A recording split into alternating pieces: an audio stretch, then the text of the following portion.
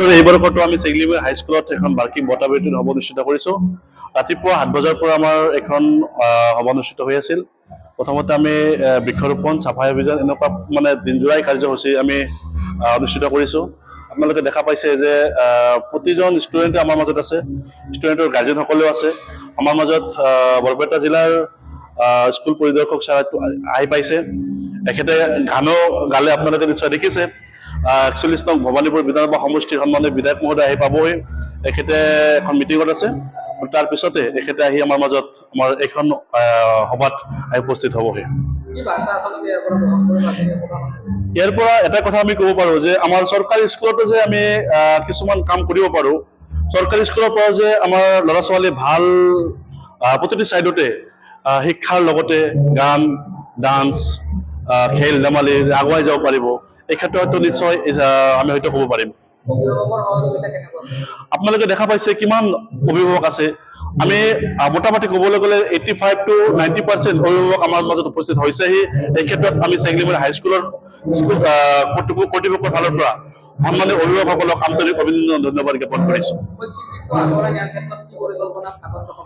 আমি আগন্তুক দিনত আমি এনেকুৱা চিষ্টেমত আগবাঢ়িম যে ছাত্ৰ, শিক্ষক, অভিভাৱক লগতে পৰিৱেশ, আমি যদি 4টা দিশ সমান গতিত লৈ যাব পাৰোঁ, নিশ্চয় এজন ছাত্ৰ ভাল দিশত, শৈক্ষিক দিশত আগবাঢ়ি যাব পাৰিব, আমি আশা কৰিব পাৰোঁ।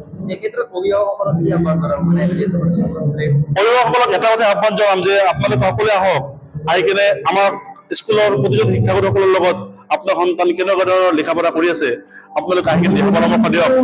আপোনালোকৰ সন্তান কোনটো চাইডত ভাল, কোনটো চাইডত বেয়া, এইক্ষেত্ৰত আপোনালোকৰ প্ৰতিটো খবৰ ৰাখি কিনে নিজৰ সন্তানক যি দিশত হয়তো বেয়া হৈ আছে, অলপ দুৰ্বল হৈ আছে, এই দিশতো দিহা পৰামৰ্শ দিয়ে তাক লৈ যাব পাৰিম। এই ক্ষেত্ৰত আপোনালোকে অভিভাৱকসকলক সচেতন হ'বলৈ বিনম্ৰ অনুৰোধ জনাইছোঁ। এই বৰ্ষতো আমি চেগলিমে হাইস্কুলত এখন বাৰ্ষিক বঁটা বিতৰণ সভা অনুষ্ঠিত কৰিছোঁ। ৰাতিপুৱা 7 বজাৰ পৰা আমাৰ এখন সভা অনুষ্ঠিত হৈ আছিল। প্ৰথমতে আমি বৃক্ষৰোপণ, চাফাই অভিযান এনেকুৱা দিনজোৰাই কাৰ্যসূচী আমি অনুষ্ঠিত কৰিছোঁ। আপোনালোকে দেখা পাইছে যে প্ৰতিজন ষ্টুডেণ্টে আমাৰ মাজত আছে, ষ্টুডেণ্টৰ গাৰ্জেনসকলেও আছে। আমাৰ মাজত বৰপেটা জিলাৰ স্কুল পৰিদৰ্শক ছাৰ আহি পাইছে। এখেতে গানো গালে, আপোনালোকে নিশ্চয় দেখিছে। 41 নং ভৱানীপুৰ বিধানসভা সমষ্টিৰ সন্মানীয় বিধায়ক মহোদয় আহি পাবহি। এখেতে এখন মিটিঙত আছে। তাৰ পিছতে এখেতে আহি আমাৰ মাজত আমাৰ এইখন সভাত আহি উপস্থিত হ'বহি।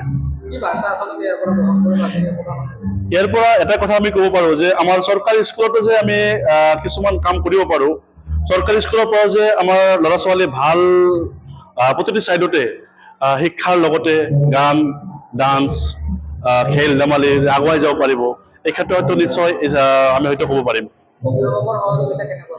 আপোনালোকে দেখা পাইছে কিমান অভিভাৱক আছে। আমি মোটামুটি ক'বলৈ গ'লে 85 to 90% অভিভাৱক আমাৰ মাজত উপস্থিত হৈছেহি। এই ক্ষেত্ৰত আমি চেগলিমে হাইস্কুলৰ কৰ্তৃপক্ষৰ ফালৰ পৰা সন্মানীয় অভিভাৱকসকলক আন্তৰিক অভিনন্দন ধন্যবাদ জ্ঞাপন কৰিছোঁ।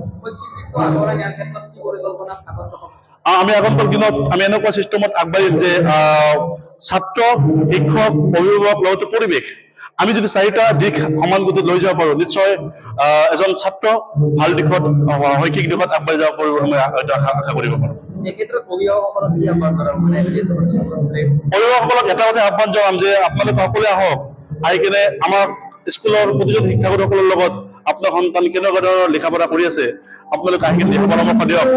আপোনালোকৰ সন্তান কোনটো চাইডত ভাল, কোনটো চাইডত বেয়া, এই ক্ষেত্ৰত আপোনালোকৰ প্ৰতিটো খবৰ ৰাখি কিনে নিজৰ সন্তানক যি দিশত হয়তো বেয়া হৈ আছে, অলপ দুৰ্বল হৈ আছে, এই দিশতো দিহা পৰামৰ্শ দিয়ে তাক লৈ যাব পাৰিম। এই ক্ষেত্ৰত আপোনালোকে অভিভাৱকসকলক সচেতন হ'বলৈ বিনম্ৰ অনুৰোধ জনাইছোঁ। যিকোনো খবৰৰ বাবে যোগাযোগ কৰক 7099017330 লগতে 7099017110 নম্বৰত।